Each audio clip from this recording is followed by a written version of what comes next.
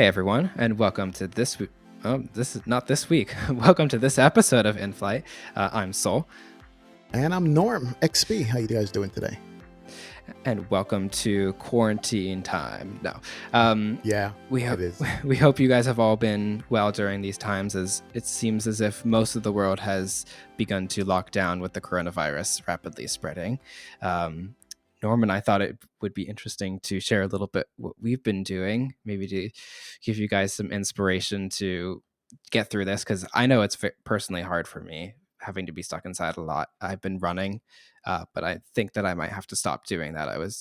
Before we actually recorded, I told Norm about this because the cases in New York have gotten astronomically high, and I'm not sure if I'm comfortable going outside and risking it, since there's a lot of people in my neighborhood who are also quarantined and are also going out. So that's one thing that I'm dealing with. But I think overall it'll be all right, and I'll figure it out in the end, because I've been working on getting guests on the show for you guys, and also playing a little bit too much video games here and there, but Nice. making sure I also do some more productive things, like something that you guys might not know about me is that I play the cello, and I am currently working on an arrangement of Elton John's Your Song right Oh, now. wow. And it's actually, I practiced it today and it went the best that it's ever gone. So I guess that's what happens from the quarantine. Maybe one of these days you can play the cello for us on the podcast here. Wink, wink. Ooh, actually, you know what? Maybe You I could do could. that. You could. If we don't have something to do for our intro, then that would be something that I could do. I could There you go. perform my little Your Song arrangement. Original score. Soul. Nice. Exactly. True, true, true. Yeah, it's funny because you're talking about being quarantined in New York, where you are, which I know is what the highest levels anywhere else in the States right now. And I'm in Florida, a little bit more relaxed, I should say, but still some quarantining going on down in Miami and stuff, Fort Lauderdale, and then I'm in the West Palm Beach area by the airport. Not so much, but put it this way: the roads are empty. I have the opposite experience of you. I actually, for my real life job, I have to work 6 days a week, forced, because there's people who can't be out. They're older; they have to call in sick, so we have to pick up the slack for them. So I'm on the road almost every day now, and uh, I hate to say it, but one's benefit for me is that the roads are empty. I get to point A to point B half the time normally with traffic being heavy, so in that one sense, I am on the road. I really don't have time at home anymore as I used to. But just being out there, it's eerie to see empty roads, closed businesses. I feel for those people who can't go to work or maybe not getting a paycheck or just scared. Only the supermarkets down here are open, pretty much. So I'm looking at a different side of it. It's like an empty world down here. It's just eerie, man. I've never seen anything like this before. So yeah. So I've been busy in the middle of all of this, believe it or not. Yeah, I've been looking at pictures of the city, because that's something that I thought would be particularly interesting at during this time, from everything that I've heard. And there was this New York Post article that I looked at, and it had a bunch of pictures of normally very, very crowded parts of the city, like Times Square, 34th Street, which, if you're not a New York native, that's about where the Empire State Building is, and a lot of other shops and malls, and also the Macy's, which I'm Macy's, sure, right at the corner, yeah, I'm sure many people know about that one. 34th and Um, 7th. it's just completely deserted, and there was a picture. Um, so if you're a New York native, you know that you should not be going to Times Square at around 8 p.m. and at around 10:30 to 11, because that's when the Broadway shows start and when they end, Yep. because that's when Times Square is the busiest, especially when they end, because people like to linger around Times Square because a lot of tourists go to those shows. But there was a picture taken about a week ago, and that's not even the worst time that it's been here in New York, and Times Square was just completely empty, like right when all the shows got out, and that was wild for me to see. And I've been considering actually hopping in my car and just going out there and just not leaving the car, just to see what it's like, because it's apparently really, really, interesting to see something like that around here. But Yeah, go for a spin down 7th or Broadway or something, man. Jeez, I know. yeah. I'm far away, but I could see the pictures too, and like this is just eerie, to say the least. Yeah, it's a lot. It is a lot. But on a more I think a subject that most people here are able to relate to and speak about a little bit more than our personal experiences, which are personal to us. Something that I'm sure everybody has kept a close eye on is the airline industry and how that is taking how they're all taking a major toll right now because of all the travel restrictions and the decline in air travel. I saw a graph actually that showed the demand for air travel. I think it was demand by like passenger bookings or something, and it's been on a steady uptrend like all these years, and then it just made a huge dip, and it's around the time that it was when 9/11 hit. And it's really scary to see that as somebody who loves air travel because, you don't want those businesses to fail. Nope. And they're actually saying it's worse than 9/11. The effect of it. 9/11 was for a week, and then everything opened back up. We're going to be going to 2 3 weeks with empty airplanes. I mean, you saw a graph, but I saw pictures of airplanes parked up in different airports, lined up one behind the other, with nowhere to go. I thought it was like 73 Max. I was like, no, these are just different airlines. Everybody's parking everything. You know, I happen to be a part of a flight attendant group because I'm an ex flight attendant, and these are active flight attendants who are flying now in real world, and they're talking about their experiences with the COVID-19 and the kind of flying they're doing. Number one, they're flying two, three, four, five passengers on an airplane. They've cut out all services, no meal service anymore. Don't even think about it. Some of them have gotten sick. They've caught the. What's interesting, some of them have been diagnosed with COVID-19, and what they're doing now is posting the flight, the destination to and from, and what date it was to let other people know if they're on that flight. Hey, check yourself. You know what I mean? So it's just sad all the way around for the airline industry, for the airline people, the workers, the furloughs that's coming behind this and so forth. And just to see the planes on the ground, man, it's really sad. Definitely. Yeah, you actually reminded me because I saw something this morning. It was some aerial shots from Victorville, which is Mm-hmm. probably one of the most famous airplane storage or boneyard facilities that's out there, and it's just seeing like well, not brand new, but practically brand new 787s Oh, just on the tarmac there is just like crazy to see. It just that it is it nuts. it leaves an uneasy feeling. And nobody wants to see the airline industry fail, at least from our perspective. And I think in general, people would be a little bit frustrated if they weren't able to Yeah, fly anywhere yeah. after this. From the world's perspective, I mean, the less airlines you have, the higher the prices. There's no Yeah. competition. So we don't want to see airlines go under, but unfortunately, I think some of them are going to go under just because of this. They can't stay afloat.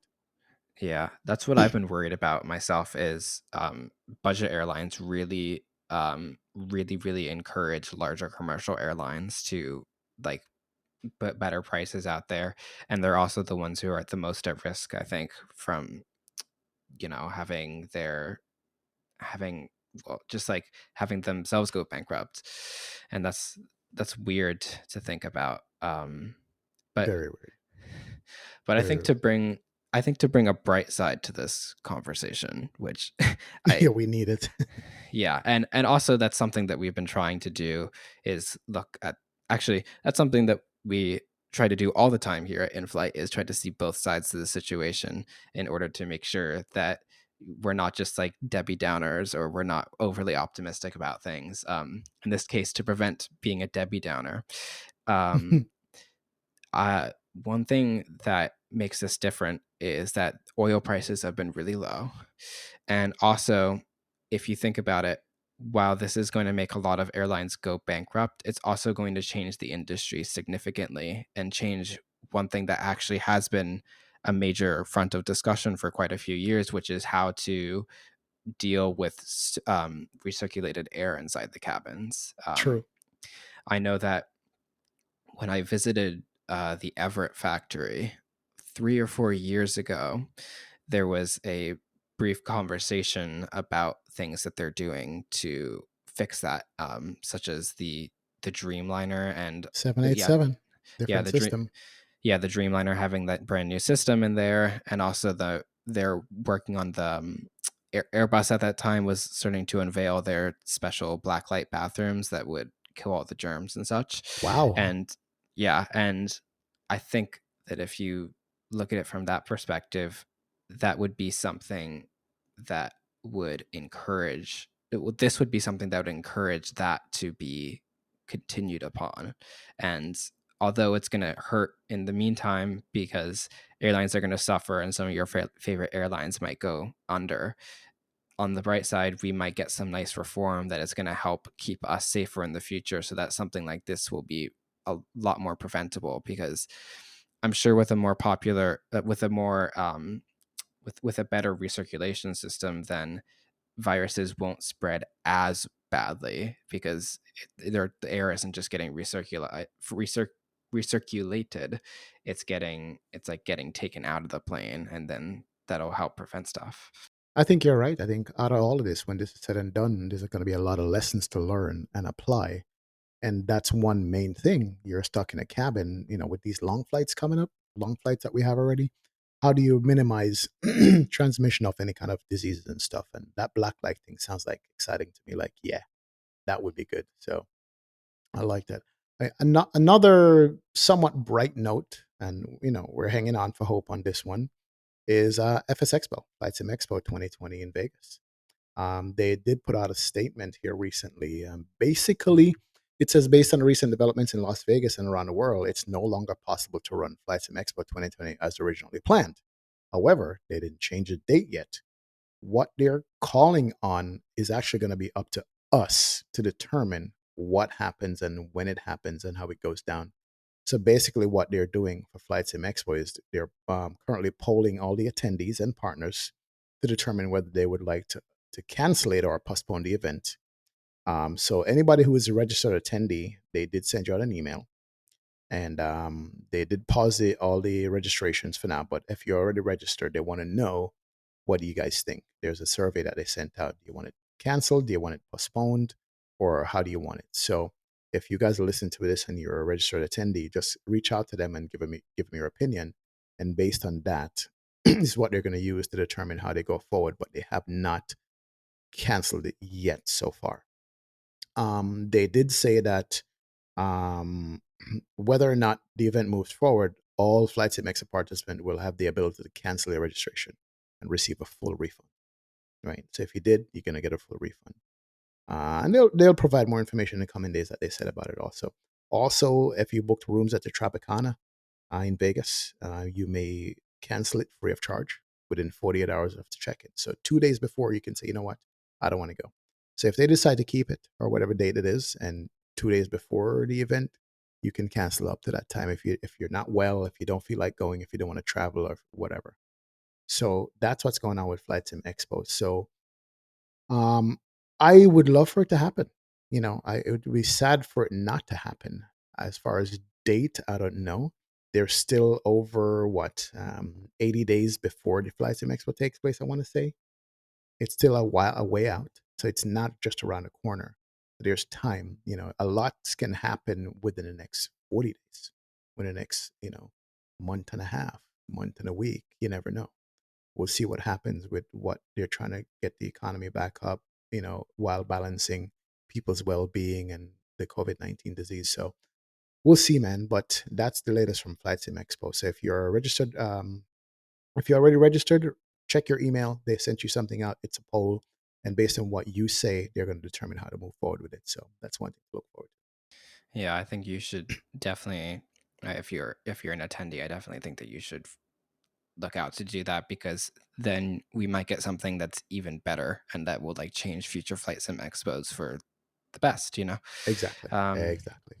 Another thing that I think it's cool to keep an eye out on the community. Unfortunately, I missed this, but VATSIM's Across the Pond is coming up very soon as well, and that's something that I think that people would really, really enjoy doing. I've noticed every single day on VAT Spy, there's so many more people, and I love Yes. to see it because it shows like the resistance of our community at least, and also that we're really, really capable of coming together during these times and having fun. Like I've seen so many controllers on and controllers in places that I've hardly ever seen before. And that's really great because I know that whenever I fly in VATSIM, I try to go to where controllers are. And Yep. with that said, if there's a controller in a place that I've never been to, maybe I'll head on over there and I'll see what they're all about. And that's something that's really exciting Yeah. that's I happening. mean, aren't we lucky to have a hobby where we can have so many people online at the same time, participating and enjoying this hobby together? Controllers and flyers are like, so that's one thing for our community that I look forward to doing and flying and streaming and being online. It's here for us. So that's a one byproduct of what's going on with quarantine. So be happy we have it, guys. Absolutely. Definitely. Be happy we have that. Yeah, if there's anything you want us to know about how you're dealing with the quarantine or anything you want us to talk about, please let us know so that we can make sure to cover it because I have a lot more downtime in order so I can get some comments together and I can plan some things out for us. And Norm and I will also be trying to air as many episodes as we can to get us all through this and also just to talk with you guys more because that's ultimately the goal and it's been great so far. So might as well use it as a coping method. No. Exactly. um, but yeah, now we are off to our interview. On this week's episode, we are joined by Verticalsim. He is a prominent scenery developer who has made gorgeous airports such as New Orleans, Long Island MacArthur, and Baltimore International Airport. He is currently working on Tampa International Airport, which we are all looking forward to. We are very excited to have him on the show. We welcome Verticalsim. Thank you very much. How has your evening been so far? I'm doing pretty good. What about yourself? I'm all right. I don't know. We had some really nice weather in New York for these past 2 days. It was near the 60s. Actually, no, it was in the 60s, but now it's gotten colder, and I'm starting to get like the winter blues again, even though it's just one day and it's 50. So I've been like really active these past few days running and stuff, but now I just do not want to go outside. Well, I mean, you can Technically, come. Go ahead. I was going to say technically 60 in Florida is actually winter for us down here, but hey. Well, I was just about to say that you could join me in XP in the 88-degree heat tomorrow. Oh, well, look Ugh, at you. nice. Yeah, that's why I'm hoping that I will get to go to university in Atlanta because if I get to do that, then I don't have to suffer with this, and I get to enjoy the people in the South who don't know what winter is and freak out when there's snow and cancel school. That is Atlanta, definitely. Hey. So tell us a little bit about your scenery development, like your road to scenery development. How did it start, and why flight simulation? So basically, I got into flight simulation way back when I was a child, and I took a break from it for a while, went on to some other games and clans and whatever, and then I came back to it on X-Plane 10, and I thought, oh, this is so much better than FSX. Long and behold, I didn't know P3D was the thing at the time, but I came back into it, and I flew for a while. I did this and that, and then I started noticing that there's a lot of airports missing, especially in the U.S., and there still is. Um, but I was like, hey, I wonder if I could make these airports. Like I saw how the other developers were doing them and whatnot. And I finally got into it. I'm like, hey, I'm gonna start learning this and that. Took me a heck of a long time. Probably spent way more time on it than I should have, but Uh, and he wanted to make a Tampa for X-Plane because there wasn't one. There was a nice one for P3D and FSX, fly Tampas. It's just like, hey, I could maybe make something. I know not of that quality, but something that I could do. So I started learning the basics of WED, using ortho imagery and all that, and then you started combining them into one thing, and then that's where you see eventually got to the freeware release of the Tampa, which I thought was funny that I'm working on the same one that I did back then 2 years ago when I first started. and that scenery kind of like propelled me into it. And because people were asking for me to make different airports and whatnot, and I saw, oh, I can maybe make some money off of this, and that's something that I love to do, and I can do on my own time while I'm in school. So, and that eventually kind of curtailed to what it is now.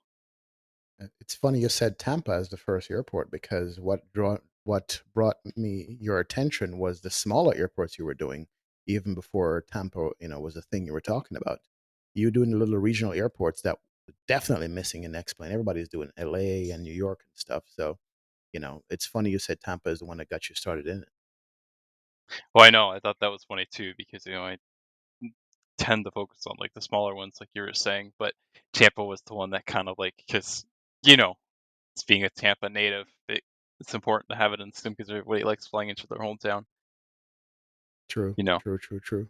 So, I mean, I've been lucky enough for you to show some screenshots during some of my streams, and I have to tell you, man, being at the airport and in the mall across the street from the airport, myself, and look at the screenshots you've put up, I can literally I saw myself standing there, like, yeah, this is exactly what it looks like.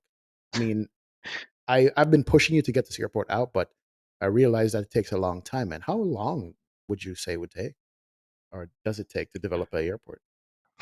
I mean, it's really dependent on a lot of different things, like what's the availability of ortho imagery, how big's the airport, what class is it, what does it take to get real life photos, or just to have like Google Street View and stuff like that.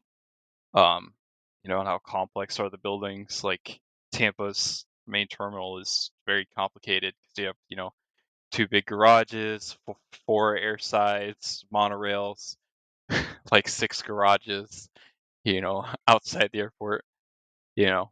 And the thing with Tampa that it's taken so long is that it had so much surrounding scenery that you had to do that you absolutely cannot leave it off because it's essential to the airport. If you were saying with the mall, that's right next to the airport. You got sorry, I can't think of the name. That it's like right off the left side on a little peninsula area. I can't remember. Yeah, and Um, there's restoration hardware that you put in there also. That rooftop place I was standing on, taking pictures of the airplanes coming in. oh yeah, That's yeah. there. I mean, So how do you decide like how far outside the airport do you go, including the different buildings and stuff out the airport? How do you decide that?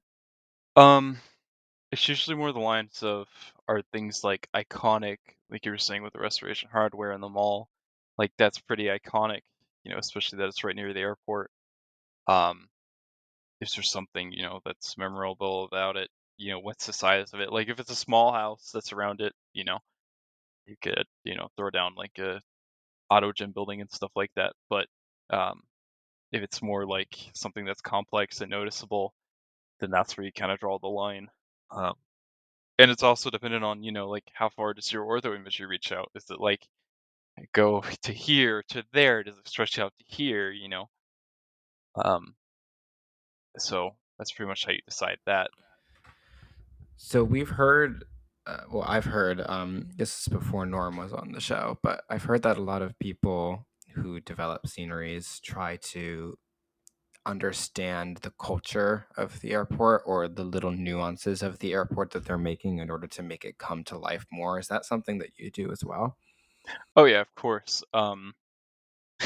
It's a funny thing because I do a lot of studying for school, but I also do a lot of studying with watching airport videos of Yeah. people take off and landing and plane spotting videos, which is funny because there's a guy who actually goes to Tampa International every day and he plane spots and he records it and puts it on YouTube. So I kind of, like watch it and look out for things like, oh, this is now an LED light, or this is now, this is over here now.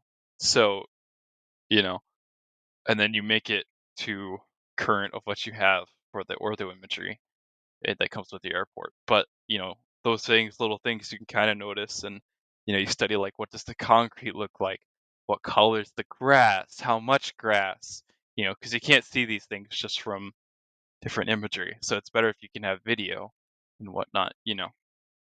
Yeah, it's funny you said about concrete imagery.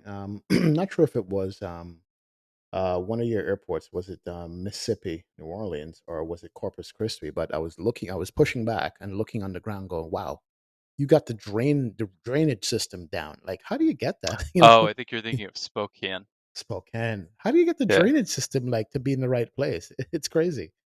Well, I think it's more of the like there is some details that you can pick out from your imagery. Um, that you could see, you see like black lines for that. But I thought those would have been holes in the concrete, but I found out they were grates from actually studying pushback videos and stuff like that. So, you kind of just pick up on those little things. You learn like, well, that's interesting too, is you have to watch like the flows of the traffic because you could put that in I'm sure you guys have all heard of World Editor. You have to make flows. So if all the different airports have different flows and whatnot. If what runways do they mainly use? One side could be for landing, one side could be for takeoff. You know, and those little things you can actually put into the airport. Um, and I think that's something that people really don't like see particularly how hard like you do have to study them kind of to match what they are. I mean, there's some things you can't nail 100%, but it gives you an insight, of to what the airport kind of is. So And you, go ahead. sorry, no, you can continue. I was gonna say because Tampa, they actually have their own plane spotters page. Actually, they're a very like friendly plane spotter airport, which helps us out a lot because we can get up and close to very good stuff, so we can match it quite close to real life. Because I mean, I have like probably like almost 2,000 photos of the airport stored in Google. So, you know, So Wow. you it seems like you go through a lot with videos and you try to get videos um to match the airport. Is that about accurate? yeah, I mean, that's pretty accurate. It'll be photos, videos. I'll take someone with me to go and, photograph around and whatnot as close as I can. There's obviously some things you can't do, but, Right. like I was lucky enough to win a spot on the Tampa will hold plane spotter tours where they'll drive you Mm-hmm. around the airport. Oh, that's great. Yep. And then they'll, take you around and you can get a bunch of pictures and stuff like that. A plane spotter tour. Sorry, I've never heard of this before. This is a Neither have thing, I. actually. Hmm. Wow. So you basically get a spot and you just drive around the airport and you're able to actually just get close to the airplane. How close we're talking about here? They can get you pretty close, as long as you don't disturb the traffic flow, whatnot. They'll drive you around on their airport buses.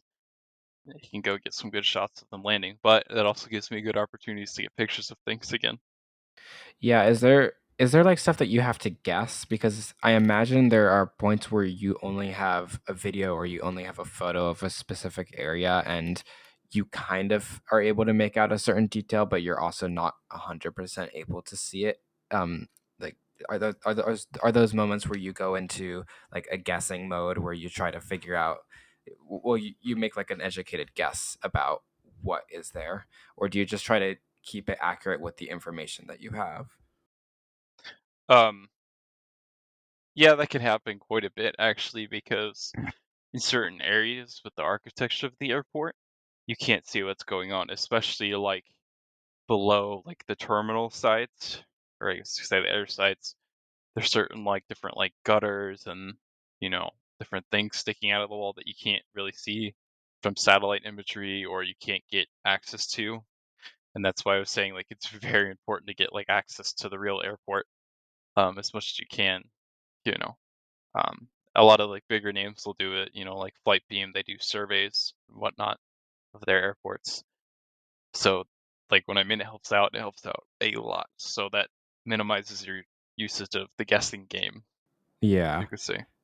So would Wow. you would you say that there's been an airport that's had more guessing than other airports, or is it kind of just equal overall? Because I mean, if you look online, pretty there's pretty like decent imagery for almost actually all the airports in the world because of Google and Bing and all of that.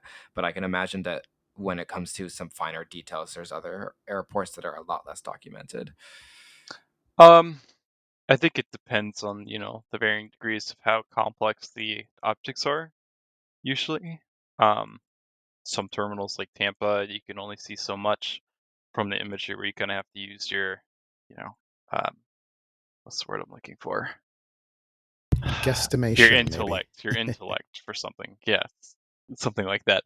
Um, trying to figure it out the best you can. Or, you have to see if you can look around to find people who are around in the place community. Then I've had people message me and I've told them, "Oh, hey, can you get pictures for me?" They'll say they love the airport and they'll tell me that, "Oh, there's this update going on with the airport in real life, so I'll go put that in my airports in the next update." Um, like next there'll be an update for Cedar Rapids because they're expanding the terminal. So I'll be putting that in there, and then they extended the cargo pad, which you put these things into there to try and keep it up to date with all the updates, which it can be tough because it's a little hard to keep up. But it seems like I've had bad luck where every single airport I've worked on, I think besides Islip, I think has had some kind of expansion going on at some point. So. Wow. I actually didn't even realize that you updated your airports because I have quite a few of them and I haven't gone back to Mhm. check on it. Like for instance, Corpus Christi, the out front with the parking structures and the blue, was it like blue tents or something like that they have? I mean, Yeah, it's like some kind of yeah, overhang. that Yeah, that detail just gave that airport like such a that upgrade. Mhm. personal touch. I love that. And by the way, if you guys don't know yet, it's verticalsims.com is the website. He's got all his sceneries on there and a bunch of other stuff I'm going to ask you about later on. But just check it out, verticalsims.com. You'll see all the airports he's done there, and they're beautiful. Definitely. Yeah, I mean, I wasn't extremely familiar with you before Norm suggested that you be on the show, and of course, the first step to the whole process is of going on the person's website. You do have great scenery, I will say, and I will Mhm. definitely be picking some up soon. But I also I also remember your website from um, I personally like to call it the tree movement because there was this month or two last year where it seemed like everybody was releasing these tree upgrades for X-Plane in order Mhm. to like improve it, and yours is on there. Um, and then I also noticed that V States is on there, which is a free ortho imagery source.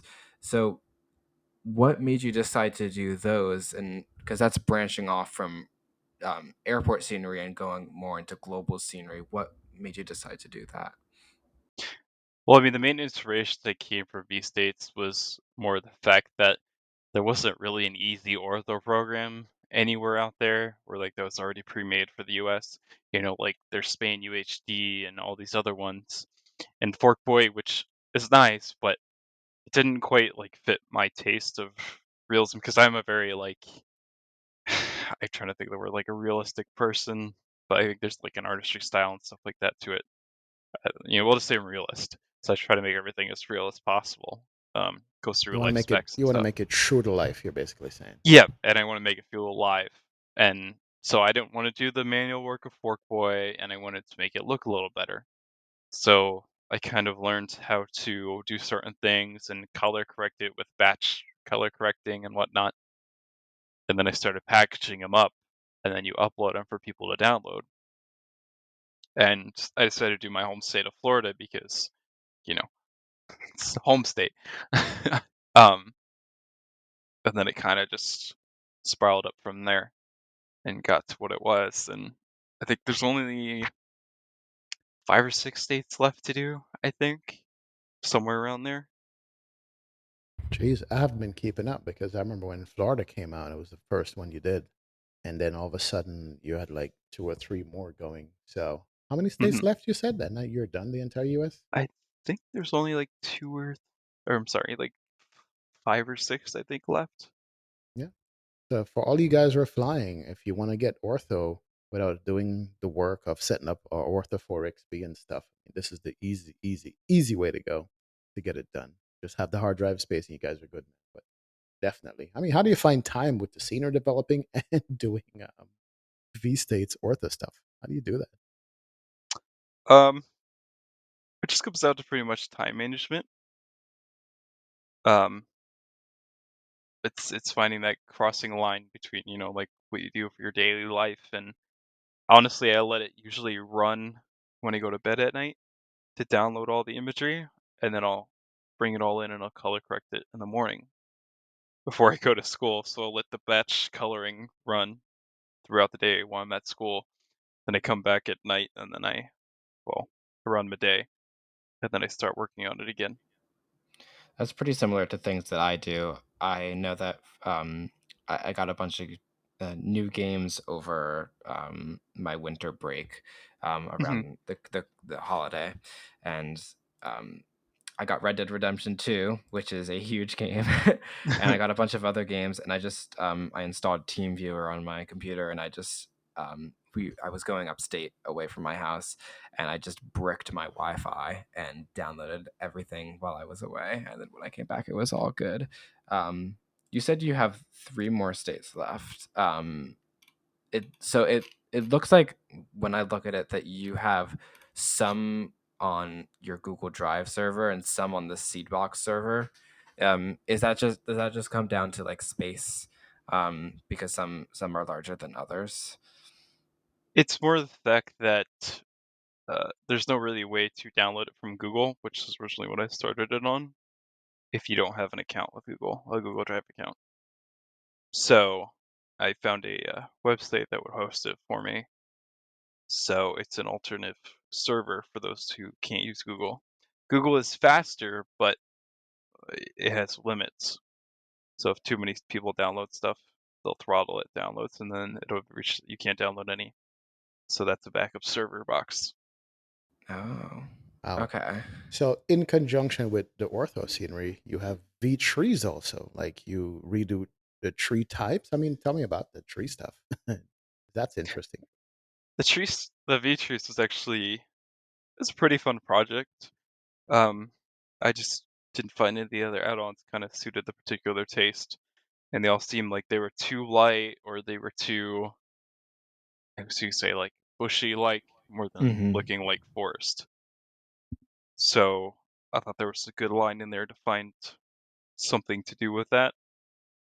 Um, and I didn't want to take it to a super like payware kind of aspect to it, which I probably could have if I chose to, but that was just kind of a fun project that I wanted to work on for a little bit. So so basically you are competing with Orbix here. You got the sceneries, you got the ortho, you got the trees.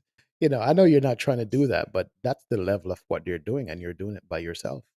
You know what I mean? While going to school. I mean, that's impressive.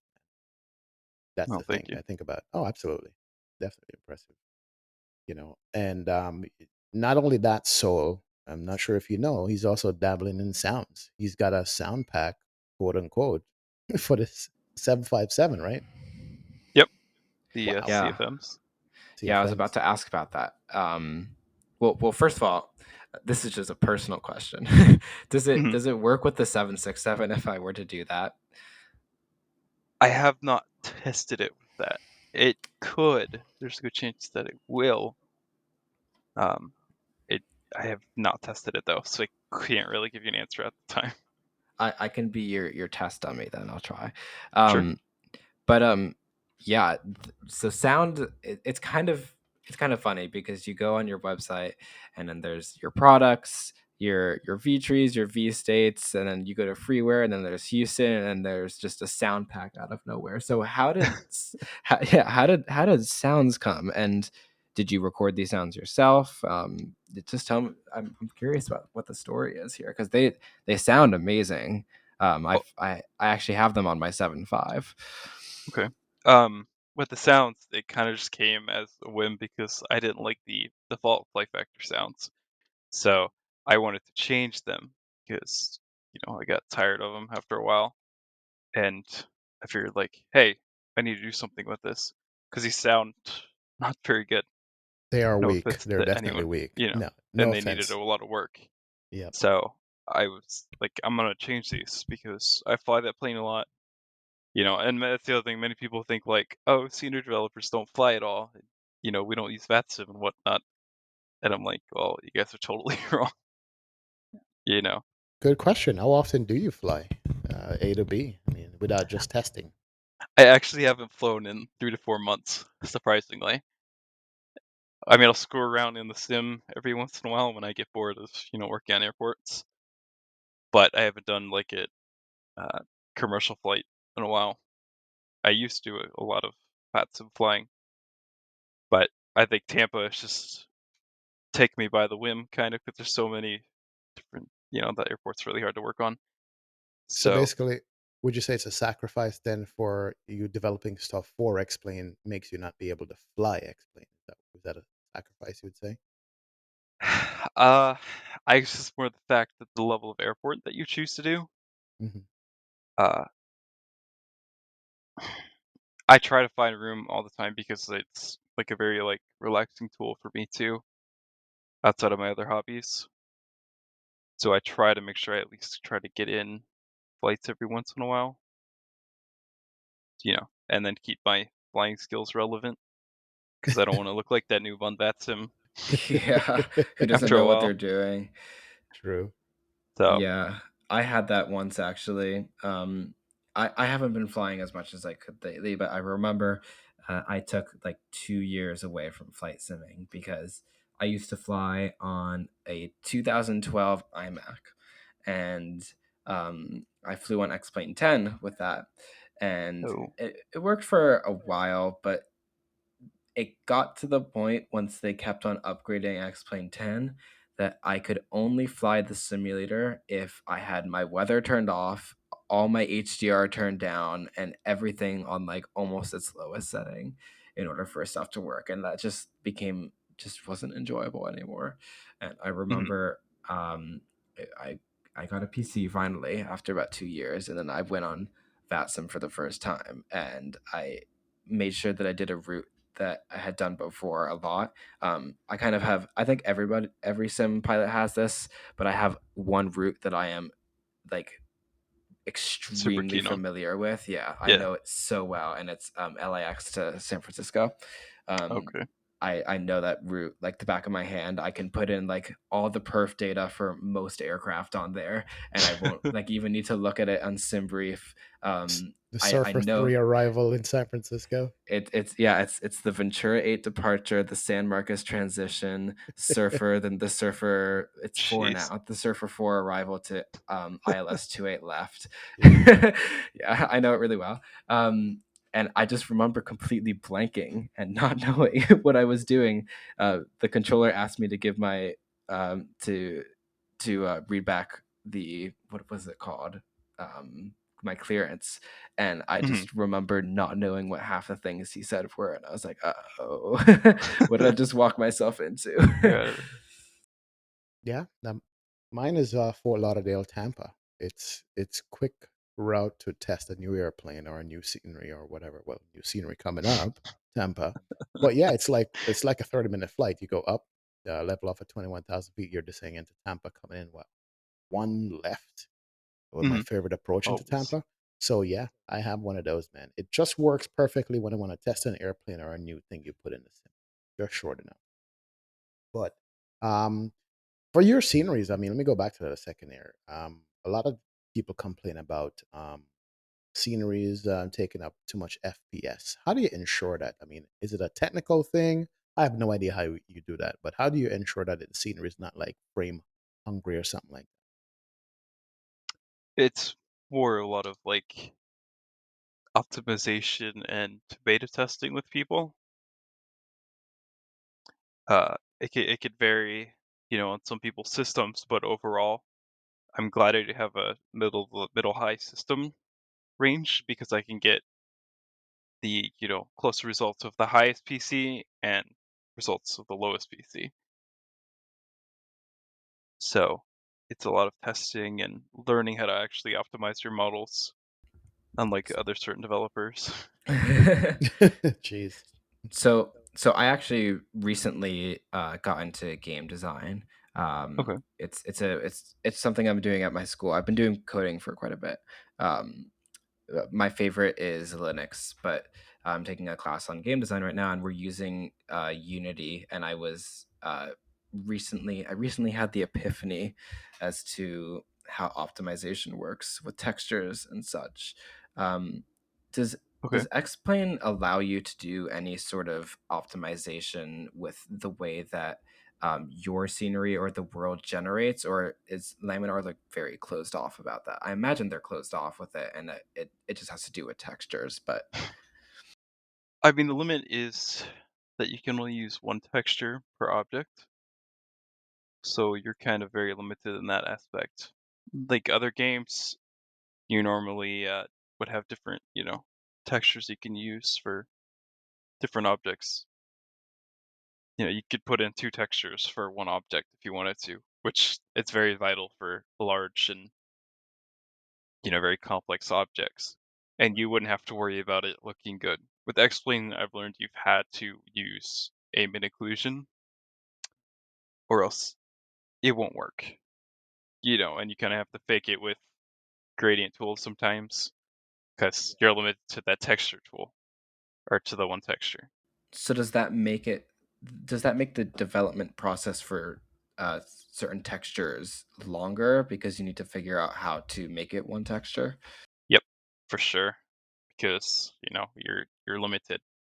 There's only so much you can do with one texture. So you have to figure out a range between how much you're going to lose, or I guess you could say a ratio with how much resolution you're going to lose if you were to scale it down so you could fit more onto there.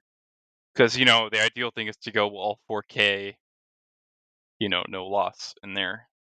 But sometimes you have to sacrifice because of that limitation. So you brought up other games and how you are able to have two textures in other games. Do you have other like experiment? Sorry, I can't speak. Do you have experience developing other games as well? No, not really. I mean, we've done a few like sample tests and things like Unity and whatnot, but other than that, I really haven't gotten much into it. Because X-Plane development, like airports, seem to be the most enjoyable thing to do for me, and it's what I'm passionate about doing for that. I don't really care for the other stuff because doing other games is everybody else is doing them. There's very few little people doing airports for X-Plane. Gotcha. Well, I mean, talk about other games. Well, let's talk about other simulators. Um, have you ever considered doing senior development for P3D FSX? Or also, can you talk about Microsoft Flight Sim 2020? And what are your hopes for that as a developer now? So the general outlook so far for P3D and FSX that it could be a possibility if Microsoft 2020 was to be delayed by quite a margin. And that's just because I was trying to get my airports ready to be converted over to Microsoft 2020. And that'll kind of lead me into the other, opinion on 2020 is that it will probably be definite. Competition will definitely be harder, and probably a lot of the lower tier devs will probably get thrown out the window at that point. So if you're not fully committed to it, you're gonna have a really, really tough time. And I think a lot of other people who haven't really like took the time to work hard and polish the skills, they're gonna be, struggling at it. I mean, that includes me myself. Like there's some things that I'm still learning, even though I'm doing this for 2 years, 2 years plus. Um, but you draw a lot of inspiration from some of the other people, like Bill Womack and uh, some of the other people who are around the community, and you just learn and learn. Who I will mention we've had on the show before, and he was talking about kind of going down the same track as you were with the whole converting things, but also uh, he seemed at the time we interviewed him, which I know that was when we knew a lot less about the simulator than we do now. He seemed to Mhm. be in a place where he was really uncertain about what senior development would be in the future for Microsoft Flight Simulator 2020. But I mean, right now, I don't. I'm curious if you agree with me. It actually looks pretty optimistic, and it looks like there's quite a bit of space for improvement. Although their default airports do look very, very nice because they did release that. What's it called? They released the The um, developer episode. yeah, the developer episode, and it did look great, but it definitely looked like they had a lot of other places. My personal theory is that if the default airports aren't amazing, like the big ones like LAX and stuff, which Hmm. they look great, but I feel like scenery development might go in the direction where maybe it's the smaller airports that people focus on more, or adding like little details here and there. Anyway, that was a long rant, but what do you think like the space is going to be for developers going into Microsoft Flight Simulator 2020? Well, it's so far what I see it as, like I was saying, it seems like a lot of the lower tiers will definitely kind of be struggling because they can't keep up with the quality that Microsoft puts out. So, like I'm saying, if you're not committed to it, but I also think it's important to realize that not every airport is going to be like that. Um, a lot of they said I think they were doing what 80 airports, and they kind of gave a vague like, oh, it could be anything from us just putting the right taxi signs in place, because they were saying I think that they pulled data from FSX times, which is not very good. So we'll have to see if they develop like a gateway system like Explain has, which is amazing. Like there's something else like it so far. Um, and it's also going to be dependent on how well people can use their tools and things in that matter. Because they have such a complicated UI that you can't get into it, then you're going to see less and less people want to pick it up, and you're going to see just people kind of like Orbix kind of take over in that realm, or people who have had time to learn the system before everyone else, and they have the people and the numbers and all that. So it's going to be like a really really tough ball game, I think. But I think you're still going to have the need for those custom airports because Microsoft isn't going to be able to put into the level of detail that some of these people are able to do. Um, because they're not going to be paying people to go out and go take pictures of these airports and do that. So I think there's still definitely going to be a space, which, for my opinion too, it could mean even a switch back to regional airports for me, because I know for sure those aren't going to be very good in the new sim, especially like GA airports. You have a lot of options. So I used to be kind of like, I don't know, like, am I kind of like done with this? This is not the kid you on, and now it's switched to more of like you're saying with an optimistic outlook, where I have space to do what I have to do. You know. Well, let me ask you this question though, too. From a Hmm. simmer's perspective, what is your excitement level? And from a developer's perspective, what is your excitement level about Microsoft 2020? So far during the alpha, I'm pretty much very optimistic for the new sim, and I think it'll make my stuff look better, and I think everyone else's stuff is going to look better, and things are going to run better, and it's going to feel so much greater than the systems that we've been lagging on OpenGL, because you know it's really really bad and outdated technology, and we're still waiting on Vulkan, and it's been such a long time that people are kind of getting fed up with it and getting frustrated with all the crashes, and you can't run anything without bad FPS. And it's like, oh, put us out of our misery kind of thing. So I'm hoping it might be a little bit of a breather for everyone. Um, and I'm excited because, if it makes my stuff look better, because, that's the thing. Explain's lighting system is so bad. You cannot like do very much to make it look good. Um, besides, like PBR and stuff like that. That's it. You can't do anything else. So I think it's going to increase our range of scopes. And, I love to have people walking around on the airport, by default, and have ramp workers and trucks driving around, and it all be done in the sim instead of, you know, trying to do it the X-Plane way, which is pretty bad. So, Well, I guess the future is going to be bright then, because if you're the developer and you're looking at all these different angles that I haven't even thought about and you're excited about mhm. it, then I'm even more excited now for it when it comes out. Yeah. That's a good thing. It's nice to see that you're optimistic about the whole thing too, because one worry that I've had, and something that I feel like I would pass on. Pass on isn't the right word. One thing that I feel like I would have with this whole process is a fear of moving on to another simulator and something that I hadn't really experienced before, Mhm. especially with all of this competition that you're speaking of.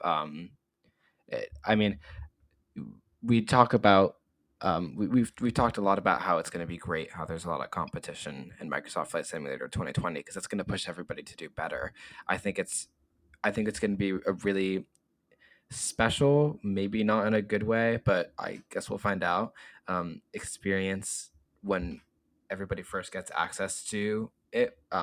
Besides people who have developer previews and such, because Hmm. it's converging the P3D community with the X-Plane community, and in my personal opinion, they both have really, really great values on both sides. Like P3D users tend to value quality a lot and will kind of jump down the throats of people who don't really give it to them. And I don't like the jumping down the throats part, but I do highly respect the wanting quality part. Whereas Hmm. X-Plane people are very much in the simulation hobby because it's their hobby and it's because it's something that they love, and they're not about making the simulator look incredible. They're about having um, like the best Enjoyment. access, yeah, enjoyment and the best Mm. access to things as possible. Like XB and I have talked many times about how we love the community of X-Plane, and I've been no it's been no secret that I'm frustrated with a lot of the ways that P3D runs. Like, for instance, I'm very frustrated with the fact that you have to get a camera plugin that Hmm. in order to like operate the camera. That just sounds ridiculous to me. That sounds like I'm being removed of a human right. Yep. um, and it's it's nice to see that you're optimistic about this whole thing. Because we've heard a few times about people who are anxious about moving over to the new simulator, but also I feel like that energy is something that will also really help with the transition because everybody knows that this is going to be a major transition when it comes. Well, I mean, see, I don't want to see X-Plane fail because so far X-Plane is my favorite simulator, hands down. Nothing else comes down to what it is. But it seems it's turned into more of like I'm gonna focus only solely on the flight model rather than, you know, fix everything else that's important in flying. Like, the lighting, the weather, the The VFR visuals flying, are the important now. visuals. Yeah. Those are all key things to, be as a pilot and to look for. And if you cannot do that, then you're letting people down, kind of. And, this whole thing about mobile, which I understand, but I think most of the X-Plane user base is desktop for sure. And I think you're really letting people down when they're saying like we want this and that, and it's something that they need because they're still running off a very old architecture, and it's not fair to people who have put so much support behind X-Plane, and you're gonna kind of ignore them. But I mean, I appreciate Austin and all the X-Plane team, for all they've done so far. Um, I just really hope they are able to kind of find a way to come back and swing back at Microsoft per se. Uh, you know, No, because I'm I happy you're think I saying think it. they're still, having access to, playing in the alpha and whatnot. I think there's still a few things that X-Plane does better, which that's all I'm going to speak on for that. But I think it's still, a very close competition, and I know a lot of people who are highly appreciative of X-Plane are going to still stick with it, even though the new sim comes out. No, So, I'm actually happy you're addressing that to explain to say, hey, listen, step up your game a little bit here. You're have some serious competition that might kill your sim. So hopefully, Austin, yeah, flight modeling is great and I love it. That's why we have X-Plane. But the other stuff, the visuals, the weather, the sounds, all that stuff is important too. At this stage of the game with the kind of computers that we have now that can run it. So I'm glad you as a developer is saying that, and that hopefully they're listening to it.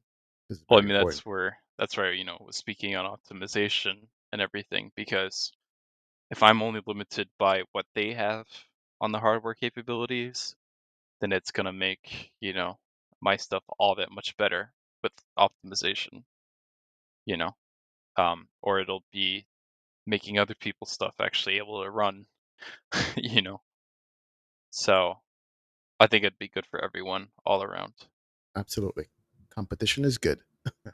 Yeah, it's Mhm. interesting that you talked about um, the whole thing with rendering and OpenGL, because I always have the frustration when I leave the simulator and I enter another program, and then I come back and oh, actually let me start that over. I always have the frustration when I leave the simulator and I go into another program, and then have a very lag free experience and really enjoy the whole time, and then go back to explain and then have to That's different. yeah, and then have to like load the same exact textures and have that that lag there. Annoyingness. Yeah. Yeah, anybody on the Threshold Discord server will know that I love Train Sim World, and I'm a Hmm. big Train Simmer.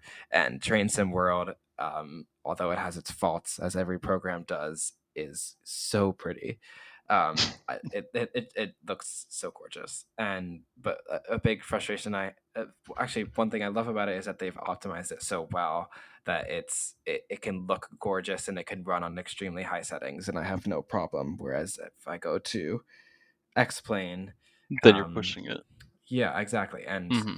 um, yeah, I hope that that's what's coming next with Vulkan for sure. Um, but I'm also optimistic with you. Um, after after seeing the STK myself as well, I'm in the same place where X-Plane definitely does a lot of things better still, and I'm hoping that the X-Plane developers realize that as well, and they hop into Microsoft Flight Simulator 2020, and they see that they see that they still like excel in these places, and they really take that and they run with it, and Hmm. they continue to make X-Plane amazing. Because I'm not going to stop playing X-Plane when it the full product of First comes Microsoft out. is Hmm. released. But I there's definitely some things that Room for I'm with improvement. you on. Yeah. Yeah, that they can improve on. Once Vulcan is out, I feel like the game will start to really be changed. And if they're planning anything for X-Plane 12 too, they may have a lot to go for there. Yep. Hmm. Uh, on a little tangent away from this, still in the developmental thing, if you could talk a little bit about digital rights management, DRM, for your stuff, meaning that for people who don't know, you spend so much time developing your sceneries, and you put it out there for purchase, of course, because you put so much work behind it, and we want it. Hmm. But pirating is there, and you know we don't condone it. Nobody condones it at all. But have you ever thought about putting DRM stuff on your sceneries, or what's the challenges with that, or not, or how does that work for you as a developer? At least in the DRM scale, it's kind of a useless thing because the money you have to invest to, make the keys, run the servers, and all of that, it's really not worth it because people are going to find a way to pirate it no matter what. Now, if I was selling a big product like an airplane and whatnot, then I'll probably invest into it because the money you get back would be worth it. But because scenery, it's such a difference in the ratio of what airplanes sell compared to scenery, there's pretty much no point in it. Which it sucks because it's a big hit to us and all our hard work in it. You know, people don't realize that, but there's only so much you can do. It's just like every other industry has to deal with, and so So that's basically the unfortunate point of having digital yes. things. It's just so easy for somebody to say, "Hey, here's a file, use that." But Hmm. I just wanted the audience to know about that. That's something that you have to battle with as a senior developer. Is Of course. spending so much time in your which you're making your products, and then having people basically goes, you know what, this is free to me, I'll have it. So Yep. be aware of that, guys, in the community. Don't spread that stuff around. Just think about the person on the other end of it who's dedicating their time and their effort, learning as they go to make the stuff good for us. Yeah, and also from my experience with what's it called again? The digital rights protection thing, is that Yeah, what it's called? DRM, digital Yeah, DRM. rights digital rights management. management. Yeah, from my experience with DRMs as well, they're also it's not worth the time and the money sometimes to put them up. and it's an interesting thing because um, it's it you're kind of putting time and effort to protect your product, and it's frustrating to see people take advantage of that too, because it's like they're it's like you have to pay to protect your product, and that's just that I feel like that shouldn't really be the case. I feel like Hmm. with a community as great as we have, there should be a line where you're able to trust other people to use your products in the way that they were intended. Well, and I mean that's why I like to make note of, people who actually like buy the stuff and support you. Like you need to be fully, entrusted of them and suit to them what they want, not people who abuse what you've done and everything like that. Which I think is more the fair point to go with, rather than just try and feed into all their madness where they think they can like overtake you and use you for all your hard work that you've done. So I think that's the fine line, and these people are like more important than anyone else. Oh yeah. Side question: did you design your website, verticalsims.com? I've actually done most of it. I mean, I'm using WordPress, Mm-hmm. but most of the work I've kind of you know used some templates, but most of it has pretty much been done by myself. I've had to learn website development as well. Oh man, you guys have to see this website because I'm here looking at it and just seeing the pictures scroll through. Like I can have it as a screensaver almost. It's pretty good. So you're Yeah, I actually had to learn how to use After Effects for the intro on the website. Hmm. It's interesting that you asked that XP though, because I um, I was scrolling through the products, and um, I do web development myself as well, and I looked through the code a few times. I inspected it, and it just reminded me of a lot of things that I did when I designed one of my websites. That's no longer live, unfortunately. Um, it was it's really cool to see, and you're really all around. It's very impressive. Thank you. That you were just like, oh, I don't like the sounds in the 757, and you just made a sound pack, and you're like, oh, I don't like the trees, and I want ortho to be more easily accessible to people, and you just did it. That's really commendable, I must say, because not many people are able to just jump and do that Oh on a whim. don't let him hate simulators because he'll do some on his own too. yeah. Yeah, yeah.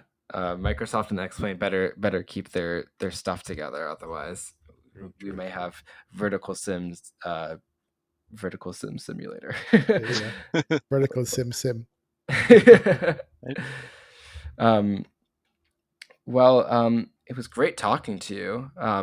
It's really been a blast, and I've just learned so much from even what has it been? It's been about 51 minutes with you. I've already learned so much, and I'm really looking forward to seeing what other work you do for Microsoft Flight Simulator 2020, and also what's on the horizon for you. Because, as I said, you're so all around that I would not be surprised if I saw like just like an aircraft come out tomorrow.